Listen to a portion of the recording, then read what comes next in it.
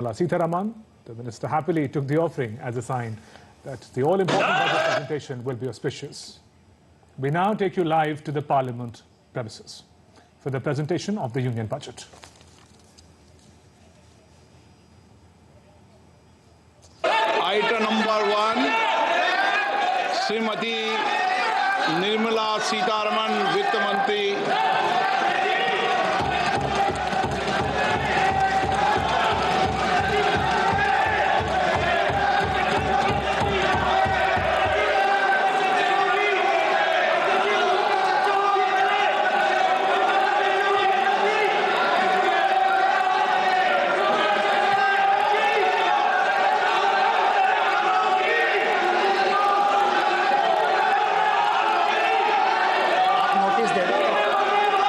सदस्यगण, budget के बाद राज्यपाल अभिभाषण में आपको पर्याप्त दूंगा। मेरा आपसे निवेदन है, नहीं माननीय अखिलेश जी, आपने संसद की मर्यादा को आप बना के रखे हैं। कभी बजट भाषण के अंदर इस तरीके का नहीं हुआ, ये उचित नहीं है, ये उचित नहीं है।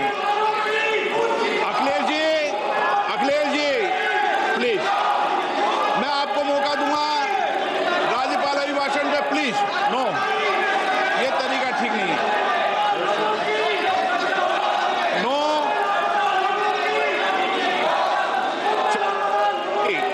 राज्यपाल अभिभाषण पर चर्चा होगी। नो तरीका।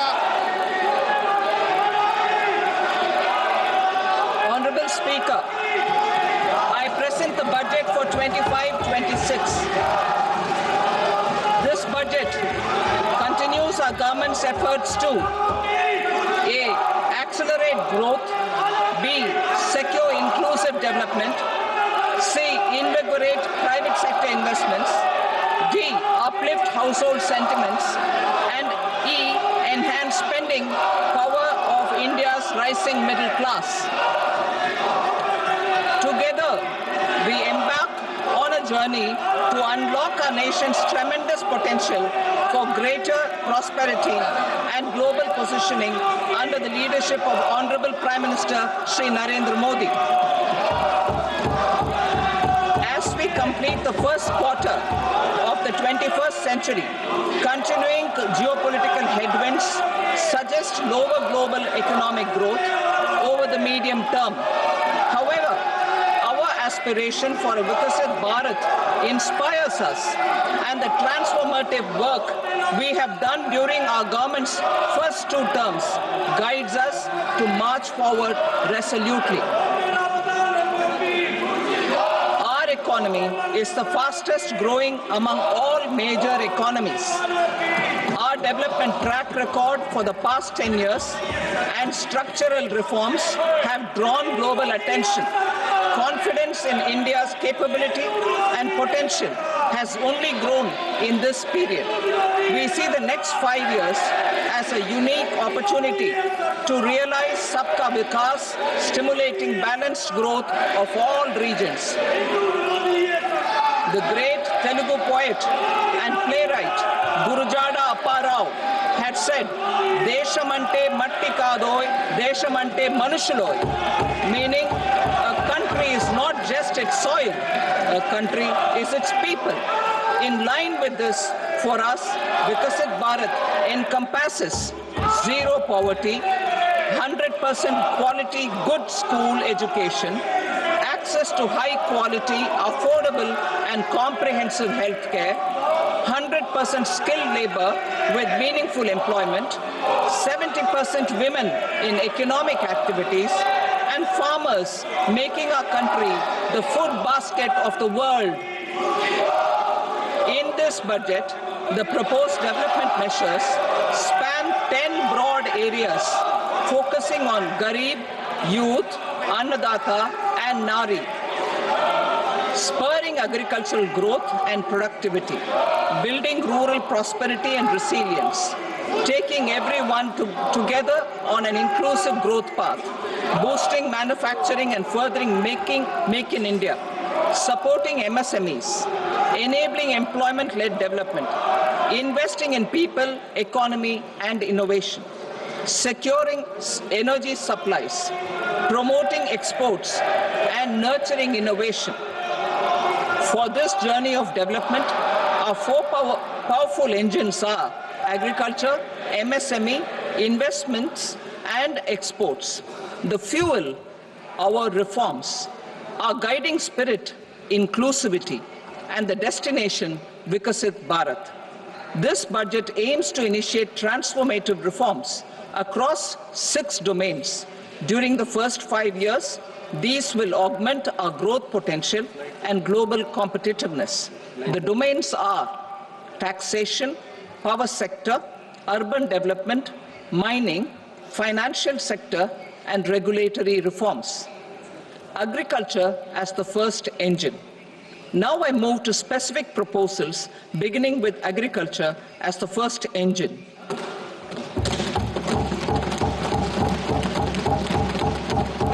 Prime Minister Dhan Dhanya Krishi Yojana, developing agri-districts program. Motivated by the success of the aspirational district program, our government will undertake a Prime Minister Dhan Dhanya Krishi Yojana in partnership with states. Through the convergence of existing schemes and specialized measures, the program will cover 100 districts with low productivity, moderate crop intensity, and below average credit parameters. It aims to 1. Enhance agricultural productivity, 2. Adopt crop diversification and sustainable agricultural practices, 3. Augment post-harvest storage at the panchayat and block level, 4. Improve irrigation facilities, and 5. Facilitate availability of long-term and short-term credit. This program is likely to help 1.7 crore farmers. Building rural prosperity and resilience. A comprehensive multi-sectoral rural prosperity and resilience program will be launched in partnership with the states. This will address underemployment in agriculture through skilling, investment, technology, and invigorating the rural economy. The goal is to generate ample opportunities in rural areas so that migration is an option but not a necessity. The program will focus on rural women, young farmers, rural youth, marginal and small farmers, and landless families. The details are in Annexure A. Domestic best practices will be incorporated, and appropriate technical and financial assistance will be sought from multilateral development banks. In Phase 1, 100 developing agri-districts will be covered. Atmanirbharta in pulses. Our government is implementing the National Mission for Edible Oil Seed for achieving Atmanirbharta in edible oils. Our farmers have the capability to grow enough for our needs and more. 10 years ago, we made concerted efforts and succeeded in achieving near self-sufficiency in pulses. Farmers responded to the need by increasing the cultivated area by 50%, and government arranged for procurement and remunerative prices. Since then, with rising incomes and better affordability, our consumption of pulses has increased significantly. Our government will now launch a 6-year mission for Atmanirbharta in pulses with a special focus on Tuar, Urad, and Masoor. Details are in Annexure B. Central agencies such as NAFED and NCCF will be ready to procure these 3 pulses as much as offered during the next 4 years from farmers who register with these agencies and enter into agreements. Comprehensive program for vegetables and fruits. It is encouraging that our people are increasingly becoming aware of their nutritional needs. It is a sign of a society becoming healthier. With rising income levels, the consumption of vegetables, fruits, and Shri Anna is increasing significantly. A comprehensive program to promote production, efficient supplies, processing, and remunerative prices for farmers will be launched in partnership with the states. Appropriate institutional mechanisms for implementation and participation of farmer-producer organizations and cooperatives will be set up. Makhana Board in Bihar. For this, there is a special opportunity for the people of Bihar.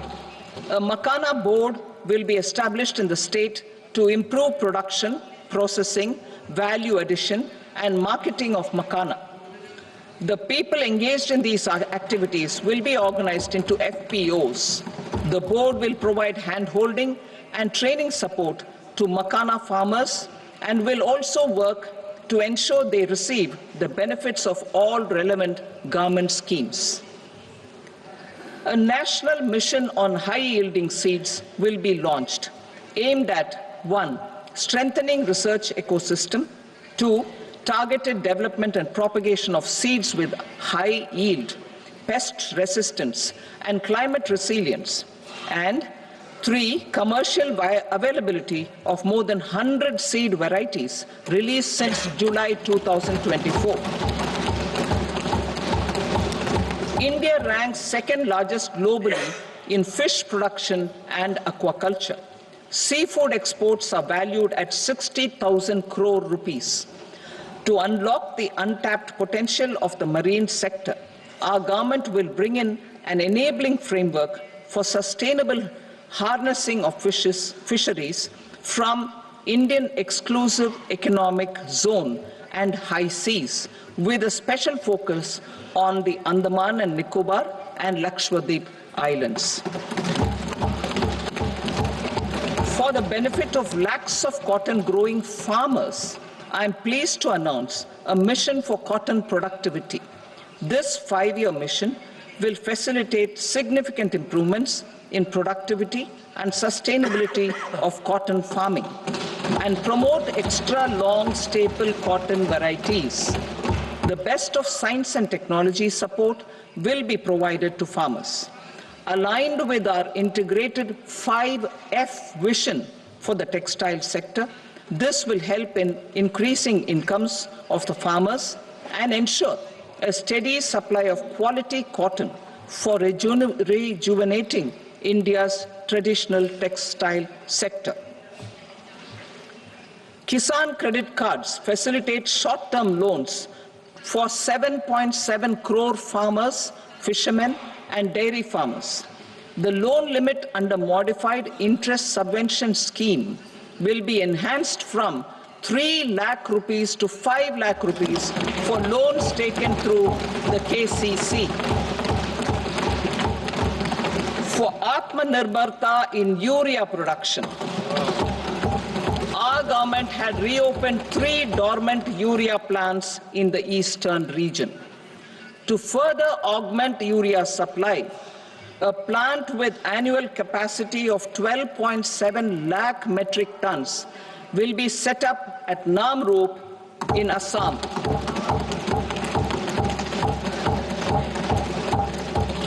India Post, with 1.5 lakh rural post offices, complemented by the India Post Payment Bank and a vast network of 2.4 lakh Dak Sevaks, will be repositioned to act as a catalyst for the rural economy. Details are at Annexure C. India Post will also be transformed as a large public logistics organization. This will meet the rising needs of Vishwakarmas, new entrepreneurs, women, self-help groups, MSMEs, and the large business organizations. Our government will provide support to NCDC for its lending operations for the cooperative sector. MSMEs as the second engine. Now I move to MSMEs as the second engine, which encompasses manufacturing and services with a focus on MSMEs numbering 5.7 crores. Currently, over 1 crore registered MSMEs, employing 7.5 crore people and generating 36% of our manufacturing, have come together to position India as a global manufacturing hub. With their quality products, these MSMEs are responsible for 45% of our exports. To help them achieve higher efficiencies of scale, technological upgradation, and better access to capital, the investment and turnover limits for classification of all MSMEs will be enhanced to 2.5 and 2 times respectively. This will give them the confidence to grow and generate employment for our youth. The details are given in Annexure D. To improve access to credit, the credit guarantee cover will be enhanced. First, for micro and small enterprises from 5 crore to 10 crore rupees, leading to additional credit of 1.5 lakh crores in the next 5 years. Second, for startups from 10 crore rupees to 20 crore rupees, with the guarantee fee being moderated to 1% for loans in 27 focus sectors which are important for Atmanirbhar Bharat. And for well-run exporter MSMEs, for term loans up to 20 crore rupees. Also for the micro enterprises, we will introduce customized credit cards with a 5 lakh rupee limit for micro enterprises registered on Udyam portal. In the first year, 10 lakh such cards will be issued. Fund of funds for startups. The Alternate Investment Fund, AIFs, for startups have received commitments of more than 91,000 crores rupees. These are supported by the fund of funds set up with the Government of India's contribution of 10,000 crore rupees. Now, a new fund of funds with expanded scope and a fresh contribution of another 10,000 crore rupees will be set up.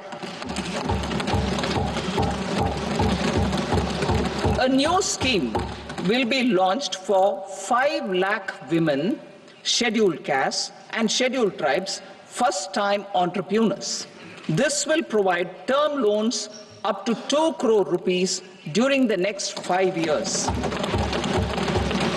The scheme will incorporate lessons from the successful Stand Up India scheme. Online capacity building for entrepreneurship and managerial skills will also be organized. Measures for labor-intensive sectors. To promote employment and entrepreneurship opportunities in labor-intensive sectors, our government will undertake specific policy and facilitation measures. To enhance the productivity, quality, and competitiveness of India's footwear and leather sector, a focused product scheme will be implemented.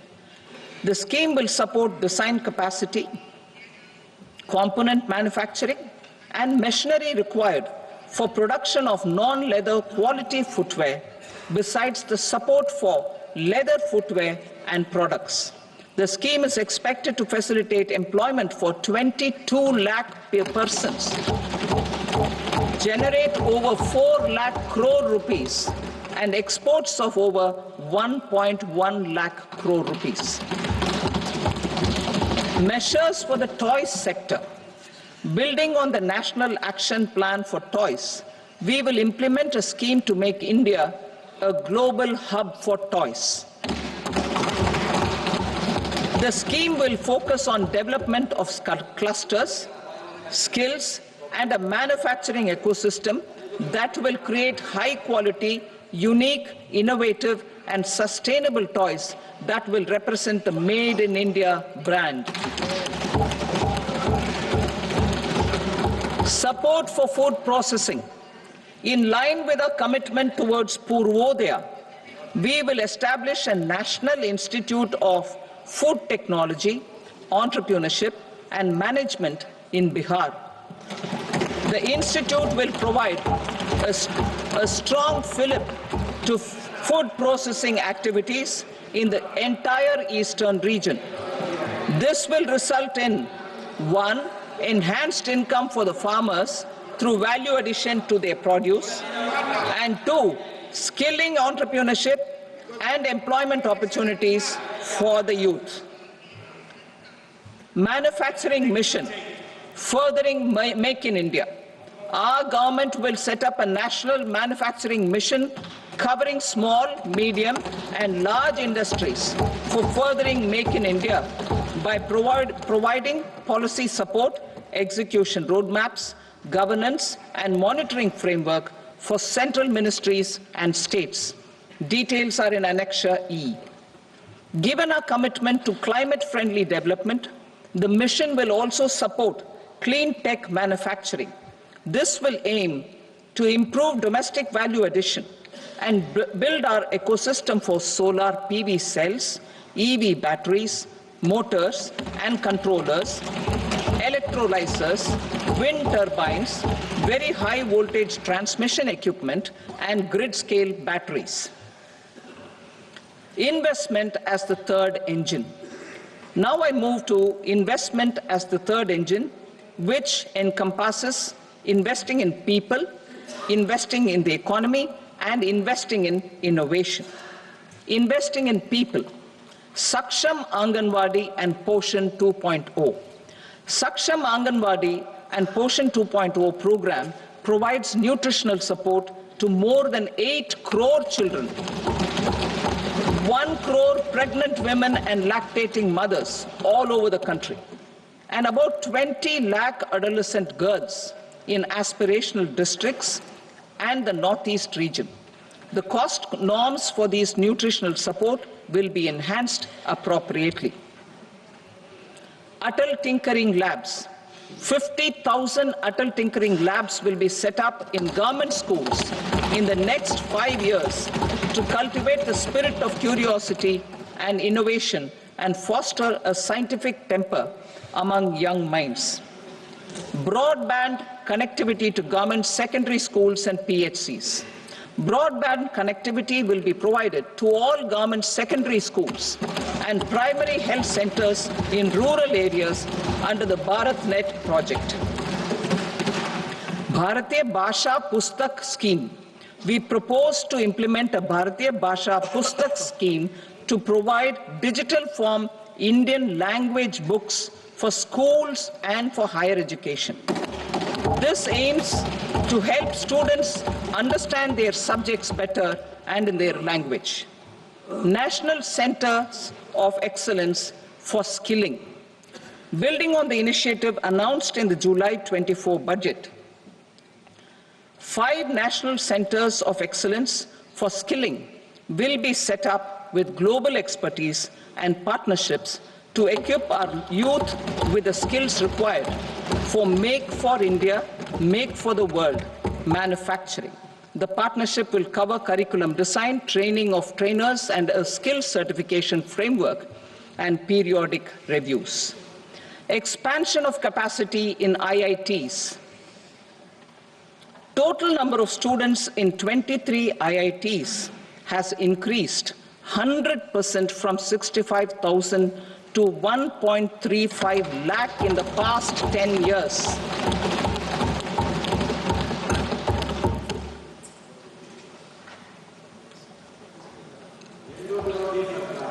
Additional infrastructure will be created in the 5 IITs started after 2014 to facilitate education for 6,500 more students.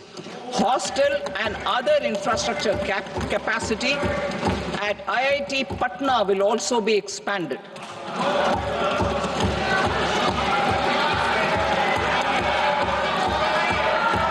Center of Excellence.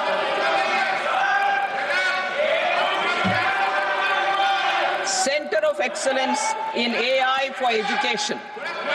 I had announced 3 centers of excellence in artificial intelligence for agriculture, health and Sustainable Cities in 2023. Now a center of excellence in artificial intelligence for education will be set up with a total outlay of 500 crores. Expansion of medical education. Our government has added almost 1.1 lakh undergraduate and postgraduate medical education seats in 10 years, an increase of 130%. In the next year, 10,000 additional seats will be added in medical colleges and hospitals towards the goal of adding 75,000 seats in the next 5 years. Daycare and cancer centers in all district hospitals. Our government will facilitate setting up of daycare cancer centers in all district hospitals in the next 3 years. 200 centers will be established in 25-26 itself. Strengthening urban livelihoods. Our government has been giving priority to assisting urban poor and vulnerable groups. A scheme for socio-economic upliftment of urban workers will be implemented to help them improve their incomes, have sustainable livelihoods, and a better quality of life. PM Swanidhi scheme has benefited more than 68 lakh street vendors, giving them respite from high-interest informal sector loans.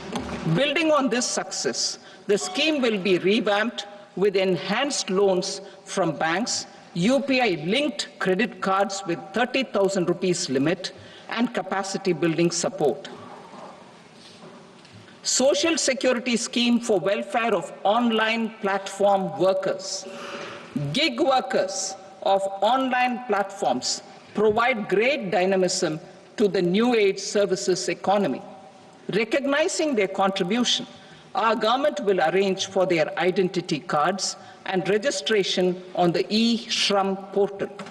They will be provided health care under PM Jan Arogya Yojana. This measure is likely to assist nearly 1 crore gig workers.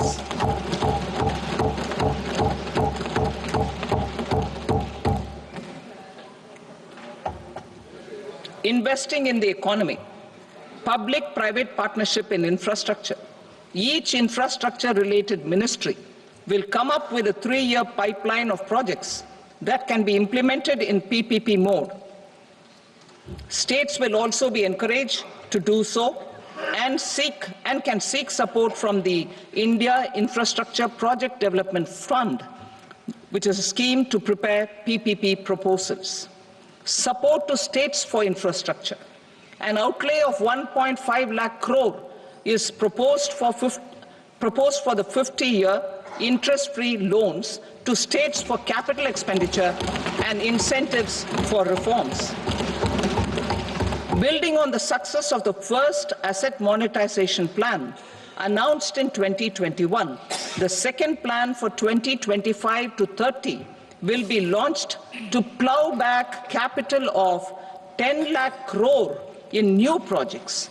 Regulatory and fiscal measures will be fine-tuned to support the plan.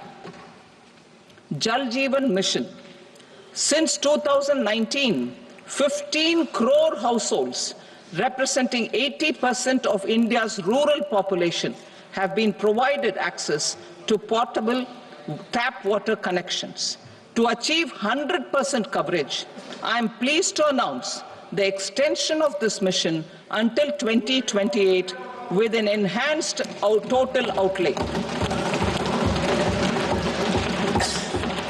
The mission's focus will be on the quality of infrastructure and O&M of rural piped water supply schemes through Jan Bhagidari.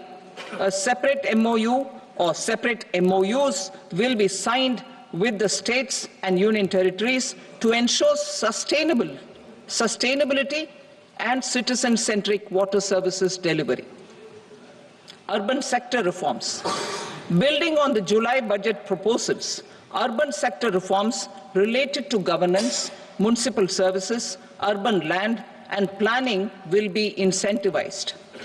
Urban Challenge Fund. The government will set up an Urban Challenge Fund of 1 lakh crore rupees to implement the proposals for cities as growth hubs, creative redevelopment of cities, and for water and sanitation purposes announced in the July budget.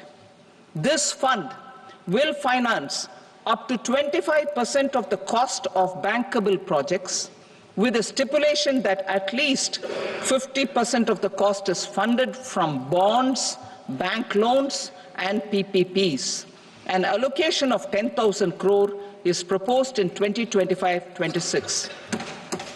Power sector reforms.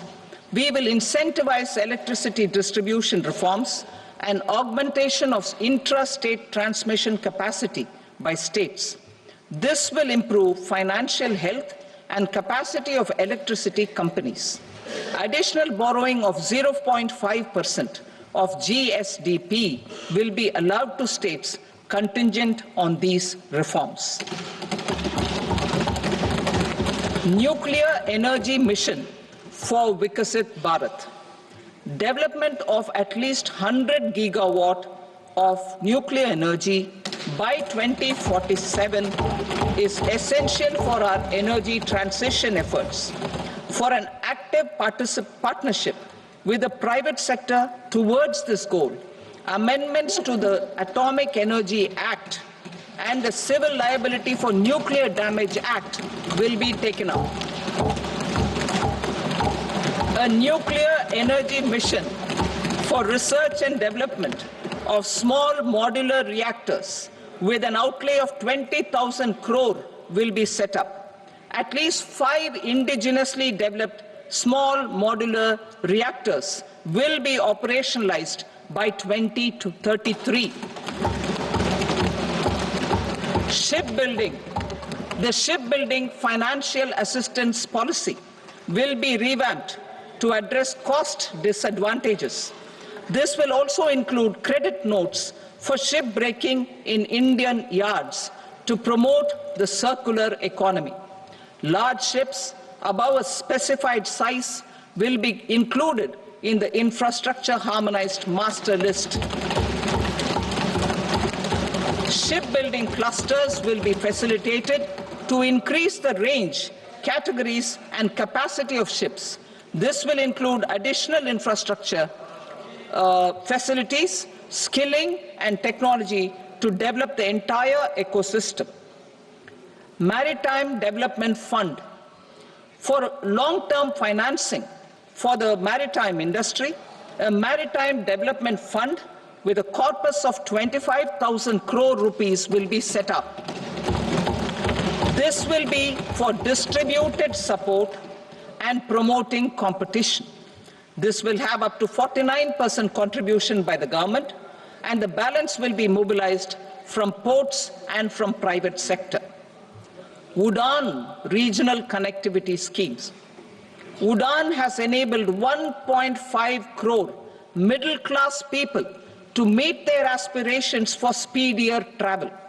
The scheme has connected 88 ports, airports, and operationalized 619 routes. Inspired by that success, a modified UDAN scheme will be launched to enhance regional connectivity to 120 new destinations and carry 4 crore passengers in the next 10 years. 4 crore additional passengers in the next 10 years. The scheme will also support helipads and smaller airports in hilly, aspirational, and northeast regional districts. Greenfield airports will be facilitated in Bihar to meet the future needs of the state. These will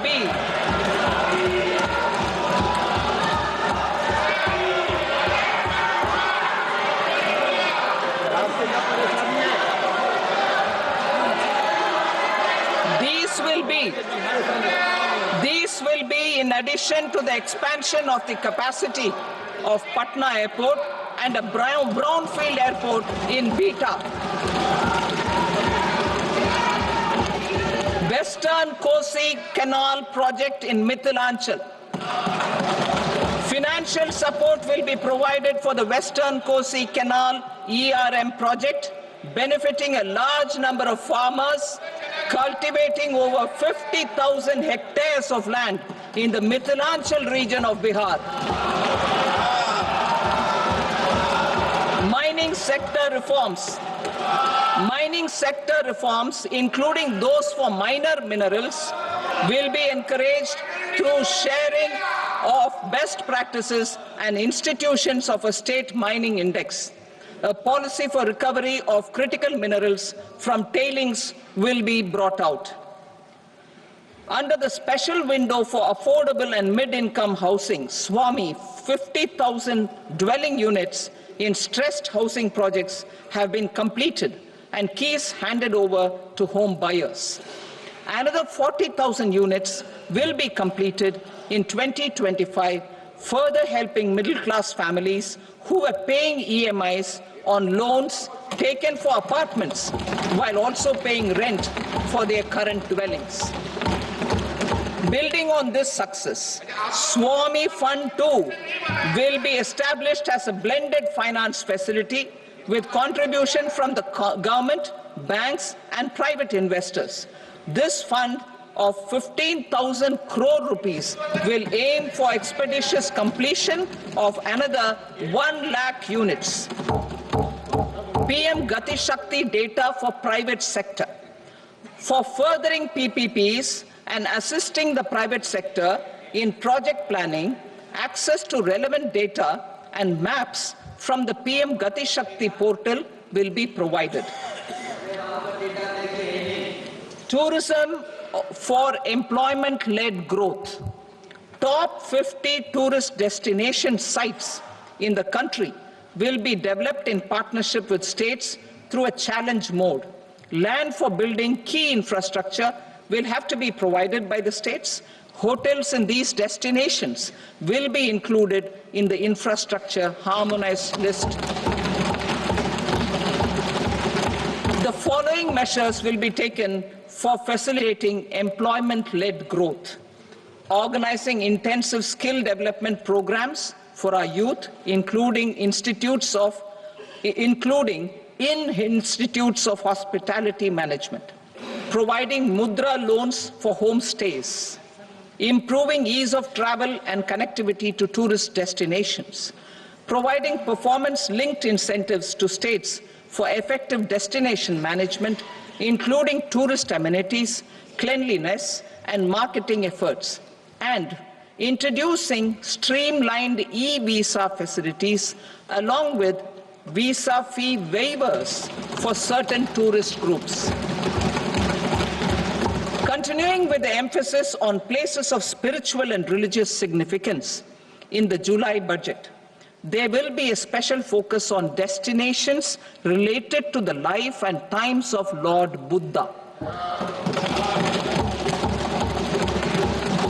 Medical tourism and heal in India. Medical tourism and heal in India will be promoted in partnership with the private sector along with capacity building and easier visa norms. Investing in innovation. To implement private sector-driven research, development, and innovation initiatives announced in the July budget, I am now allocating 20,000 crore rupees for this purpose.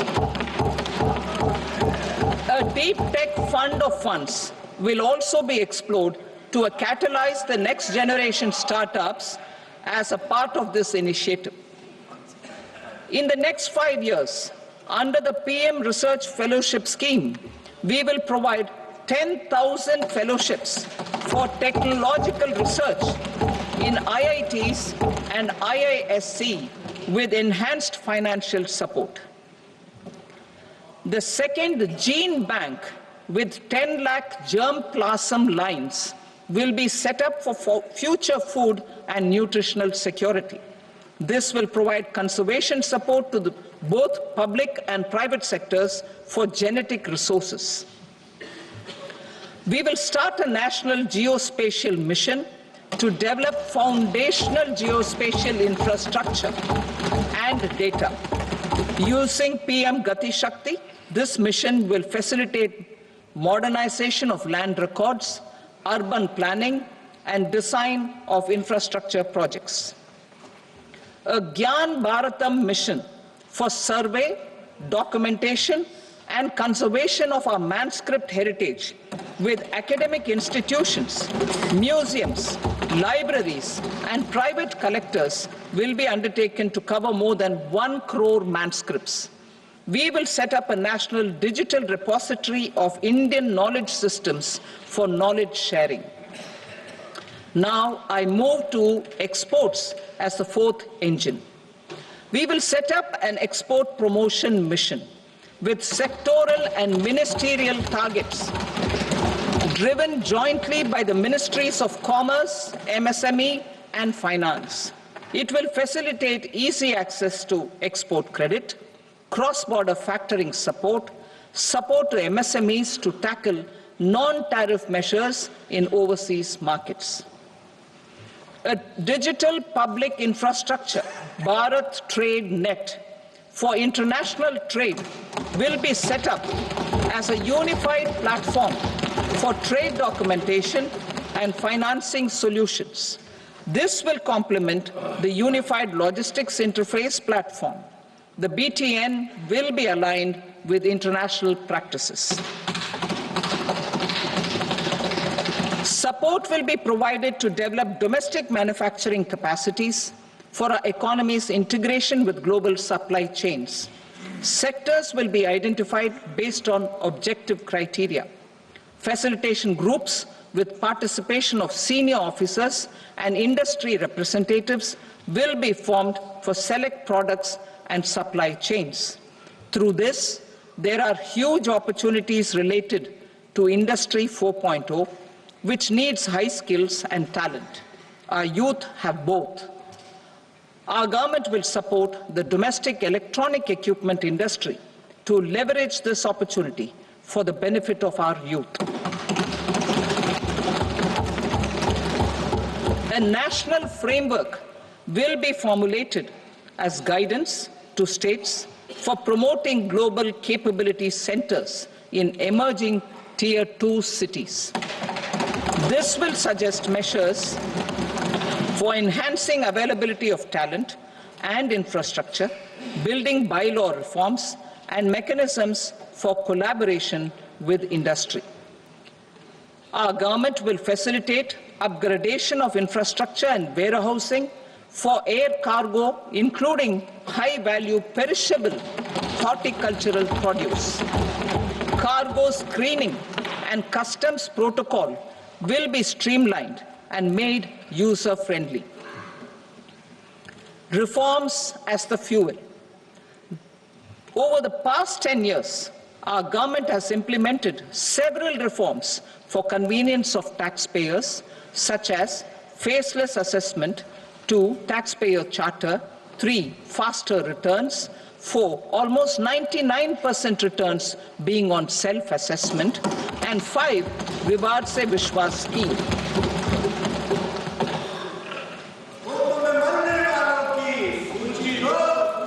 Continuing these efforts, I reaffirm the commitment of the Tax Department to trust first, scrutinize later. I also propose to introduce the new income tax bill next week. I will detail the indirect tax reforms and changes in direct taxes in Part B. Financial sector reforms. The FDI limit for the insurance sector will be raised from 74 to 100%. This enhanced limit will be available for those companies which invest the entire premium in India. The current guardrails and conditionalities associated with foreign investment will be reviewed and simplified. The services of India Post Payment Bank will be deepened and expanded in rural areas.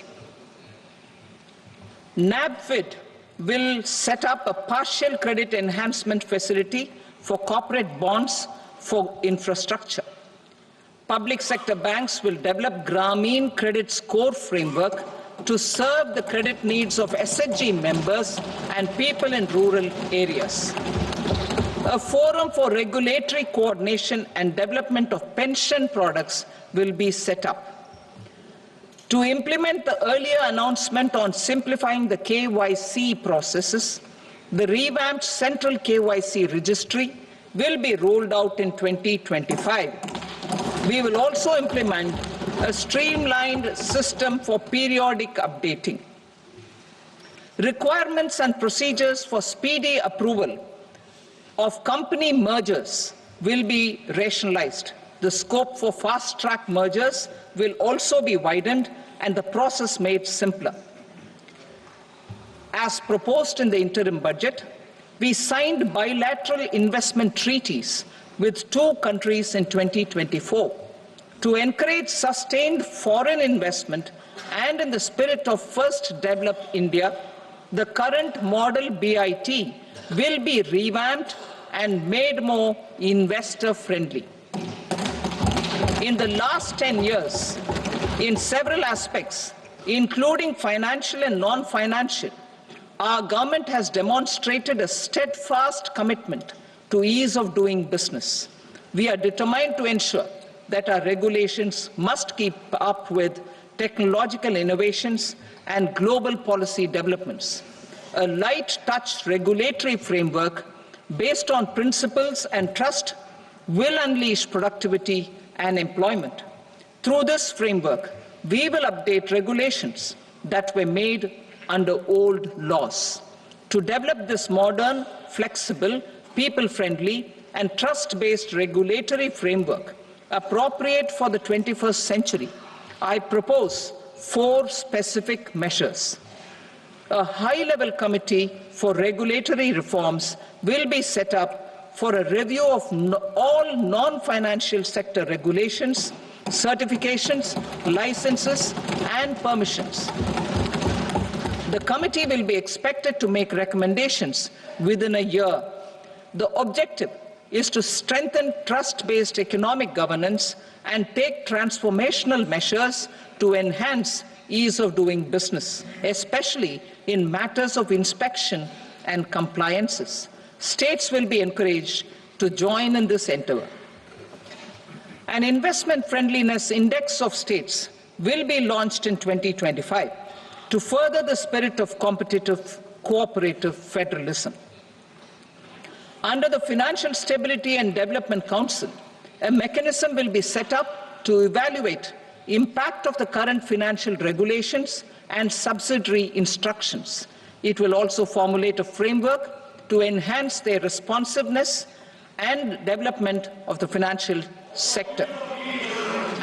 In the Jan Vishwas Act 2023, more than 180 legal provisions were decriminalized.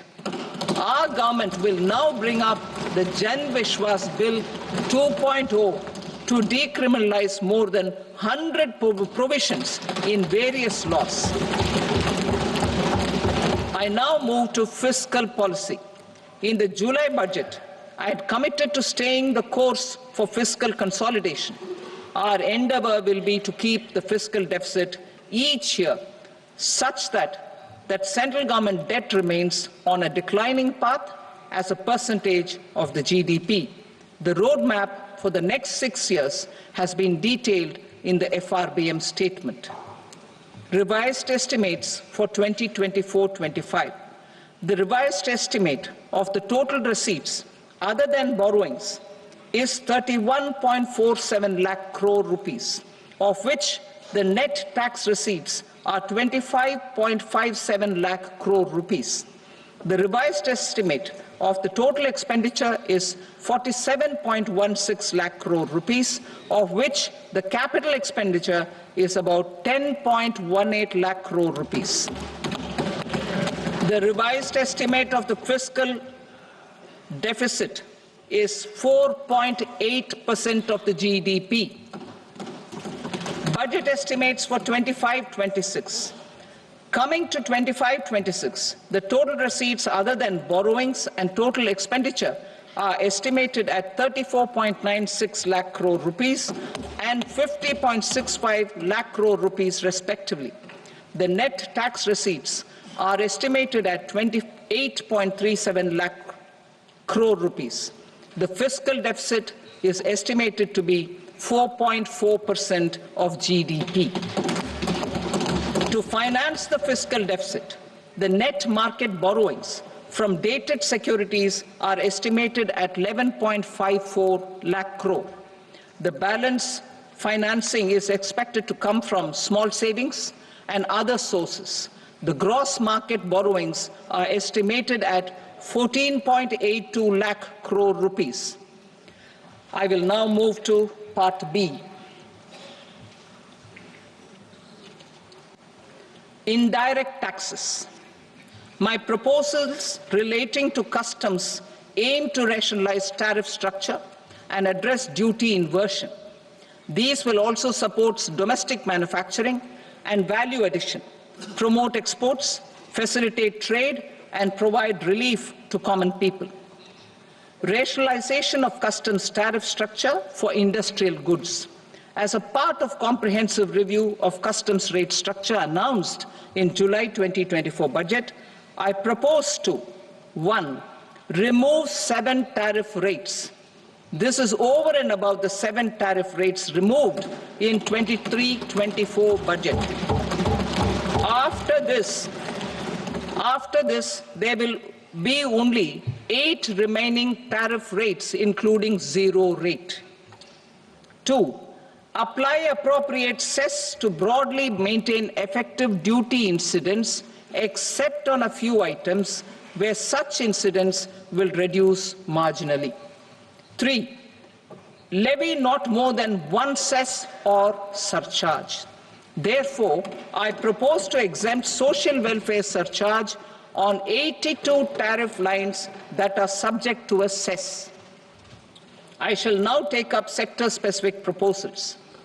To provide relief to patients, particularly those suffering from cancer, rare diseases, and other severe chronic diseases, I propose to add 36 life-saving drugs and medicines to the list of medicines fully exempted from basic custom duty.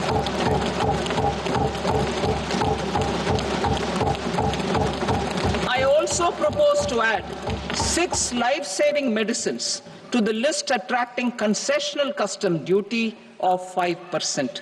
Full exemption and concessional duty will also respectively apply on the bulk drugs for manufacture of the above. Specified drugs and medicines under patient assistance programs run by the pharmaceutical companies are fully exempt from BCD, provided the medicines are supplied free of cost to the patients. I propose to add 37 more medicines along with 13 new patient assistance programs. Support to domestic manufacturing and value addition. Critical minerals. In the July 2024 budget, I had fully exempted BCD on 25 critical minerals that are not domestically available. I had also reduced BCD of 2 other such minerals to provide a major fillip to their processing, especially by MSMEs. Now, I propose to fully exempt cobalt powder and waste, the scrap of lithium-ion battery, lead, zinc, and 12 more critical minerals. This will help secure their availability for manufacturing in India and promote more jobs for our youth. To promote domestic production of technical textile products such as agro-textiles, medical textiles, and geotextiles at competitive prices, I propose to add 2 more types of shuttle-less looms to the list of fully exempted textile machinery. I also propose to revise the BCD rate on knitted fabrics covered by 9 tariff lines from 10 or 20 to 20% or 115 rupees per kg whichever is higher. Electronic goods. In line with our Make in India policy and to rectify inverted duty structure, I propose to increase the BCD on interactive flat panel display from 10% to 20% and reduce the BCD to 5% on open cell and other components. In 23-24 budget, for the manufacture of open cells of LCD, LED TVs, I had reduced the BCD on parts of open cells from 5% to 2.5%. To further boost the manufacture of such open cells, the BCD on these parts will now stand exempted. Lithium-ion battery. To the list of exempted capital goods, I propose to add 35 additional capital goods for EV battery manufacturing and 28 additional capital goods for mobile phone battery manufacturing. This will boost domestic manufacture of lithium-ion batteries, both for mobile phones and for electric vehicles. Shipping sector. Considering that shipbuilding has a long gestation period, I propose to continue the exemption of BCD on raw materials, components, consumables, or parts for the manufacture of ships for another 10 years.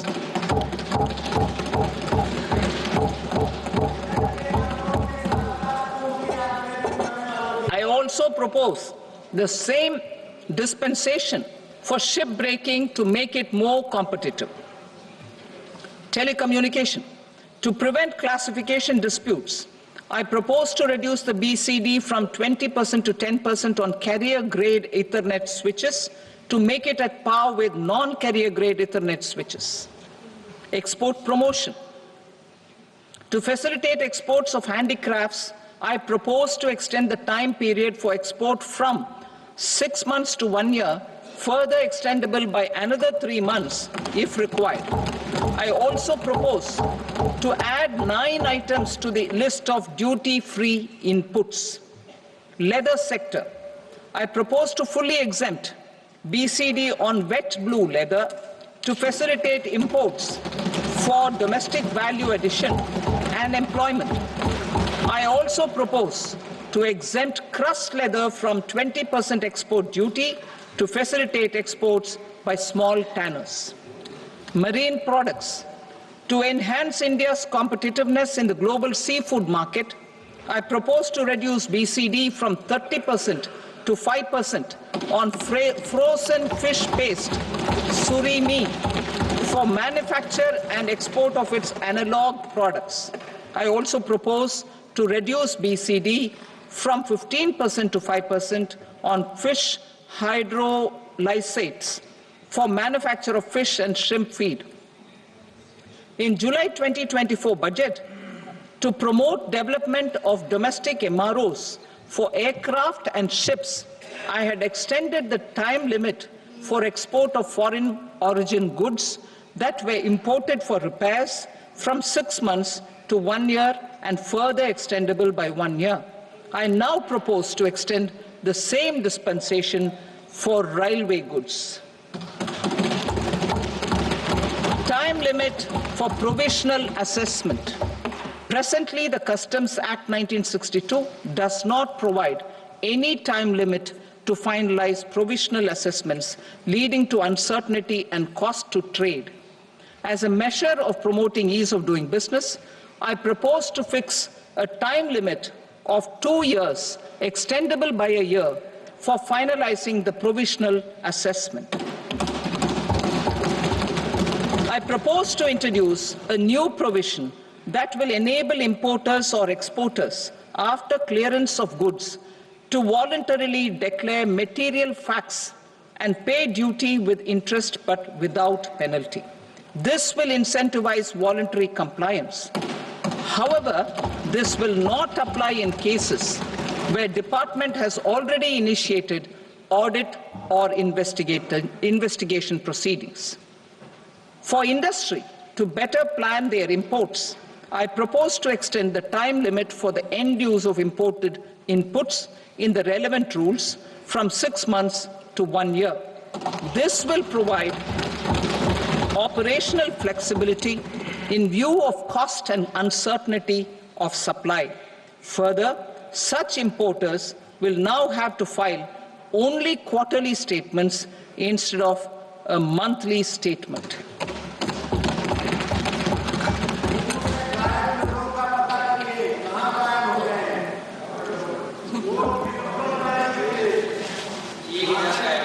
I now come to my direct tax proposals.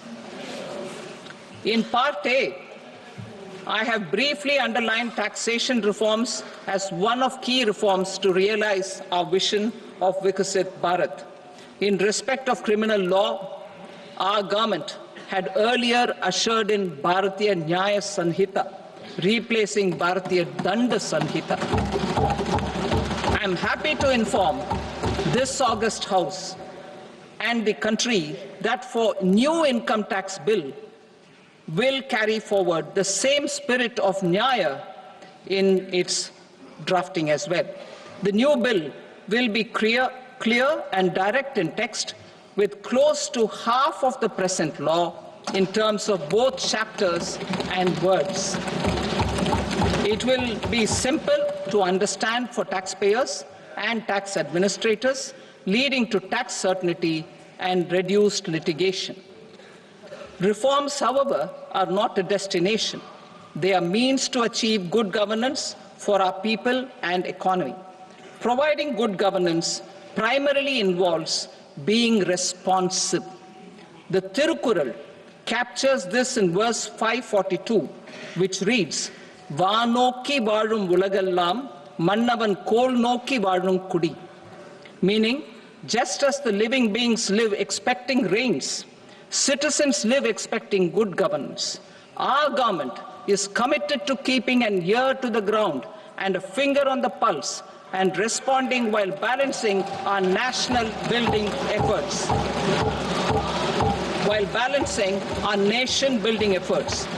The following measures will detail just how our government will, under the guidance of PM Modi, has taken steps to understand and address. I repeat that sentence, sir. The following measures will detail just how our government, under the guidance of PM Modi, has taken steps to understand and address the needs voiced by our citizens. My tax proposals are guided by this spirit. The objectives of my proposals are as follows. Personal income tax reforms with special focus on middle class. Rationalization of TDS and TCS for easing difficulties. Encouraging voluntary compliance. Reducing compliance burden. Ease of doing business. Employment and investment. I will come to my proposal on personal income tax towards the end. TDS and TCS, rationalization for easing difficulties. I propose to rationalize tax deduction at source, TDS, by reducing the number of rates and thresholds above which TDS is deducted. Further, threshold amounts for tax deduction will be increased for better clarity and uniformity. The limit for tax deduction on interest for senior citizens is being doubled from the present 50,000 rupees to 1 lakh rupees. Similarly, the annual limit of 2.40 lakh rupees for TDS on rent is being increased to 6 lakh rupees. This will reduce the number of transactions liable to TDS, thus benefiting small taxpayers receiving small payments. The threshold to collect tax at source, the TCS, on remittances under RBI's liberalized remittance scheme, the LRS, is proposed to be increased from 7 lakh to 10 lakhs. I also propose to remove TCS on remittances for education purposes, where such remittances is out of a loan taken from a specified financial institution. Both TDS and TCS are being applied on any transaction related to sale of goods. To prevent such compliance difficulties, I propose to omit the TCS. I also propose that the provisions of the higher TDS deduction will now apply only in non-PAN cases. In July 2024, the delay for payment of TDS up to the due date of filing statement was decriminalized. I propose to provide the same relaxation to TCS provisions as well. The government under the leadership of Prime Minister Modi believes in Sabka Saath, Sabka Vikas, Sabka Vishwas and Sabka Prayas. In line with this, we brought in updated return facility in 2022 for voluntary compliance by taxpayers who had omitted to report their correct income. Our trust in taxpayers was proved right.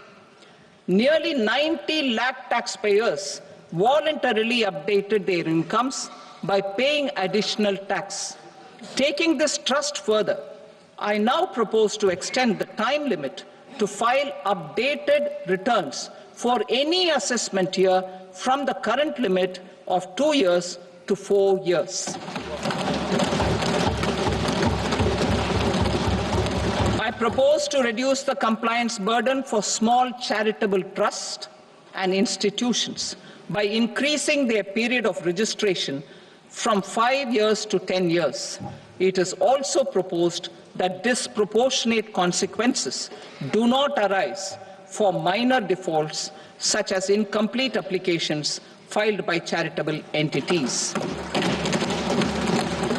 Presently, taxpayers can claim the annual value of self-occupied properties as nil only on the fulfillment of certain conditions. Considering the difficulties faced by taxpayers, it is proposed to allow the benefit of 2 such self-occupied properties without any condition. To streamline the process of transfer pricing and to provide an alternative to yearly examination, I propose to introduce a scheme for determining arm's length price of international transaction for a block period of 3 years.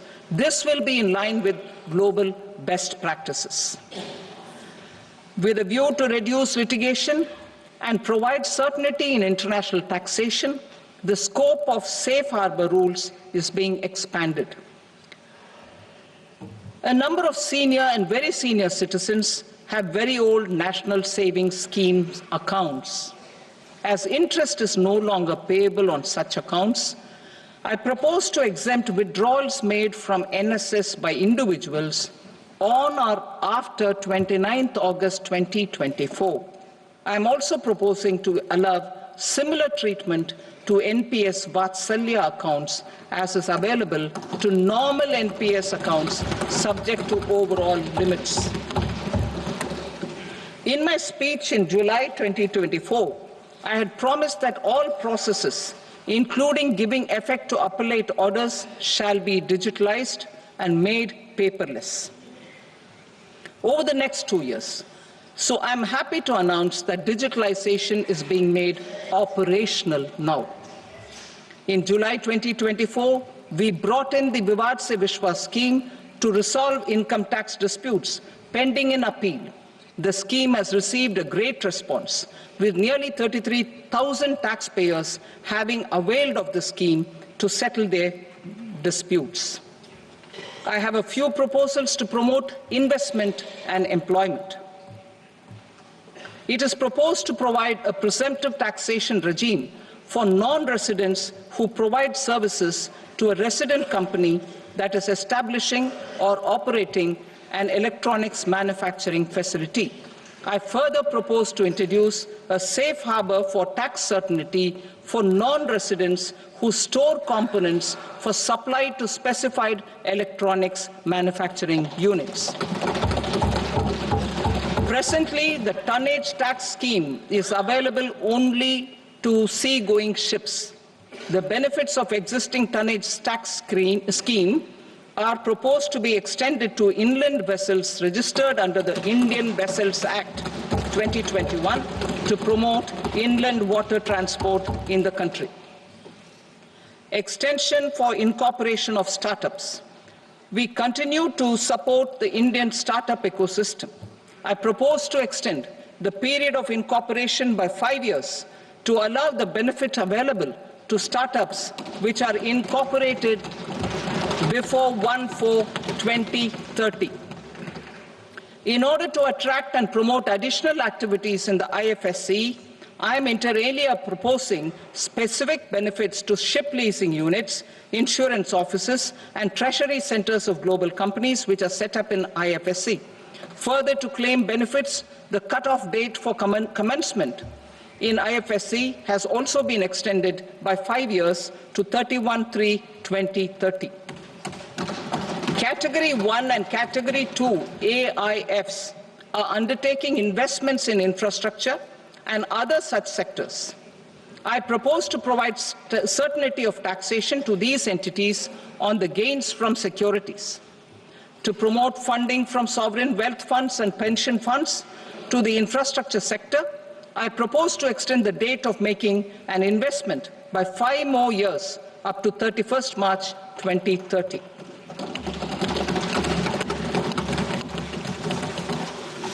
Personal income tax reforms with special focus on middle class. Democracy, demography, and demand are the key support pillars in our journey towards Vikasit Bharat. The middle class provides strength for India's growth. This government, under the leadership of Prime Minister Modi, has always believed in the admirable energy and ability of the middle class in nation building. In recognition of their contribution,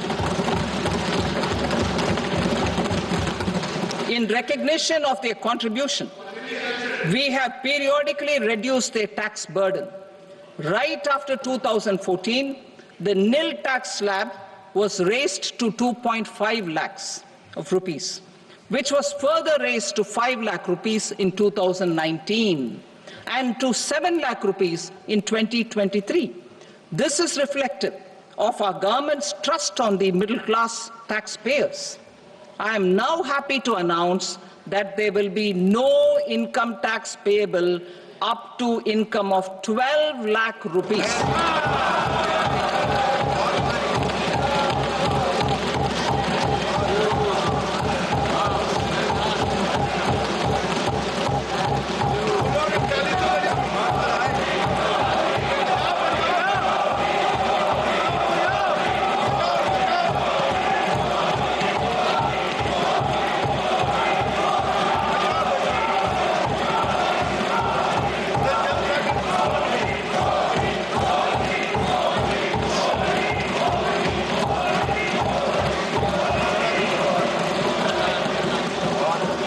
So, average income of 1 lakh per month, other than the special rate income such as capital gains, under the new regime. This limit will be 12.75 lakh for salaried taxpayers due to the standard deduction of 75,000. Slabs and rates are being changed across the board to benefit all taxpayers. The new structure will substantially reduce the taxes of the middle class and leave more money in their hands, boosting household consumption, savings, and investment. In the new tax regime, I propose to revise tax rate structures as follows: 0 to 4 lakh rupees nil, 4.8 lakh rupees to 4 to 8 lakh rupees 5%, 8 to 12 lakh rupees 10%, 12 to 16 lakh rupees 15%, 16 to 20 lakh rupees 20%, 20 to 24 lakh rupees 25%, and above 24 lakh rupees 30%.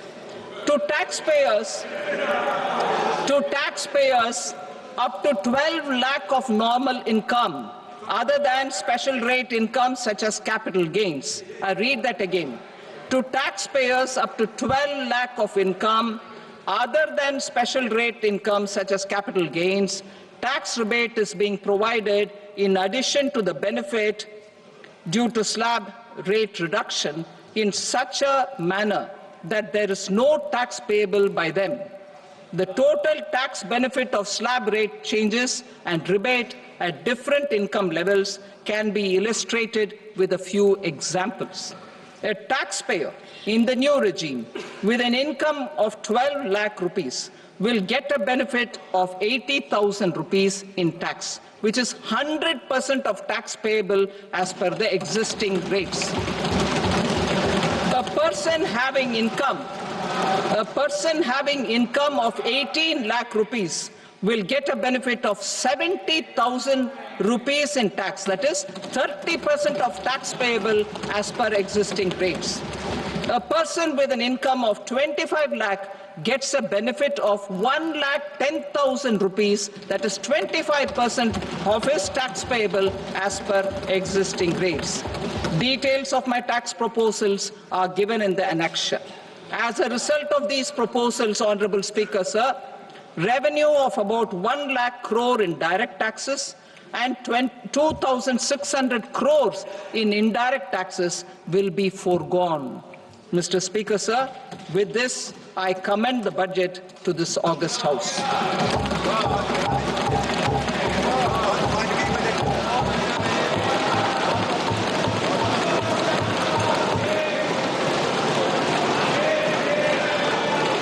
Item number 2, Srimati Nirmala Sitharaman. Sir, with your permission, I rise to lay on the table the following statements under Section 3(1) of the Fiscal Responsibility and Budget Management Act 2003. Medium-term fiscal policy cum fiscal policy strategy statement and macroeconomic framework statement. Item number 3, Srimati Nirmala Sitharaman. Sir, with your permission, I rise to move for leave to introduce the Finance Bill 2025. प्रश्न ये है कि विधेयक को पुनर्स्थापित करने की अनुमति प्रदान की जाए। जो सदस्य इसके पक्ष में हाँ गए, जो सदस्य विरोध में ना गए, मेरे विचार में निर्णय हाँ वालों के पक्ष में हुआ, हाँ वालों के पक्ष में अनुमति प्रदान की जाती है। माननीय मंत्री जी, अब विधेयक को पुनर्स्थापित करें। Sir, I introduce the bill. Thank you. सभा की कार्रवाई सोमवार दिनांक 3 फरवरी 2025 को प्राप्त 11 बजे तक के लिए स्थगित की जाती है।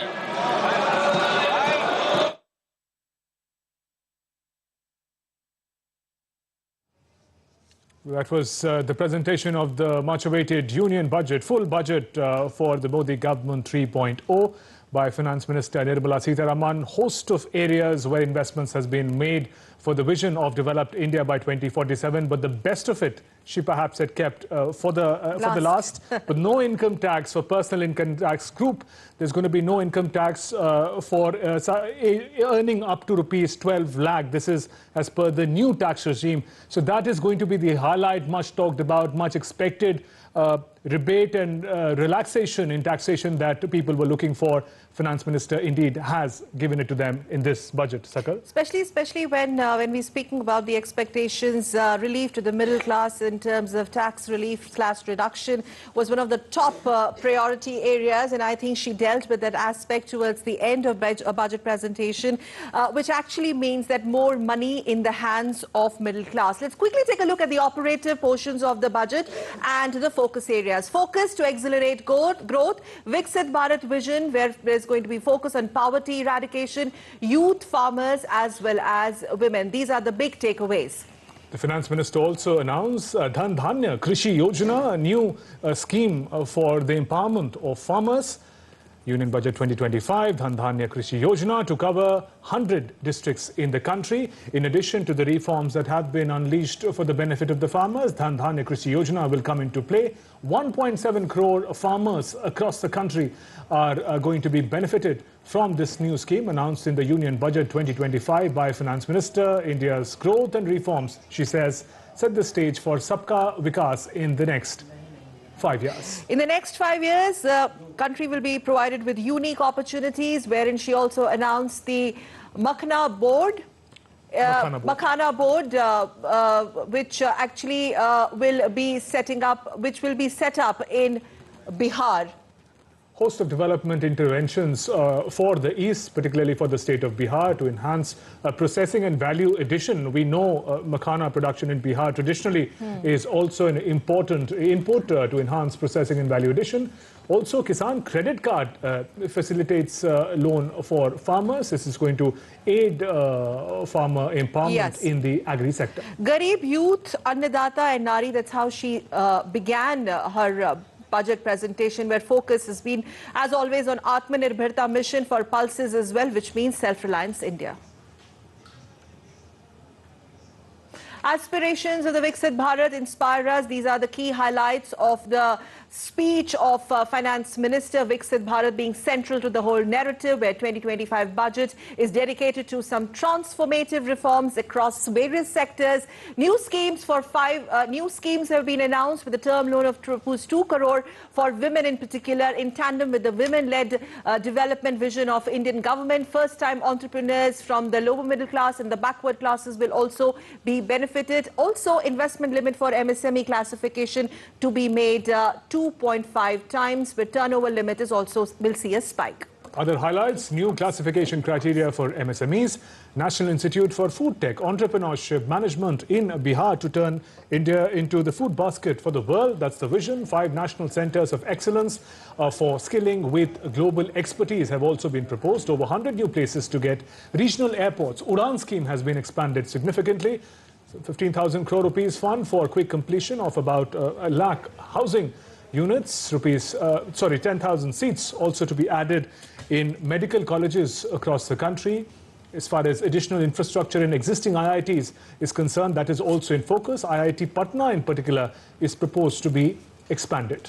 Heal in India campaign will be launched. Part of this budget, short-term loans for 7.7 crore farmers, including dairy farmers and fishermen. They are going to be benefited by such schemes, where FDI limit for the insurance sector will be seeing a spike to 100%. New income tax bill to be introduced next week. And also, new central KYC registry is going to be part of this.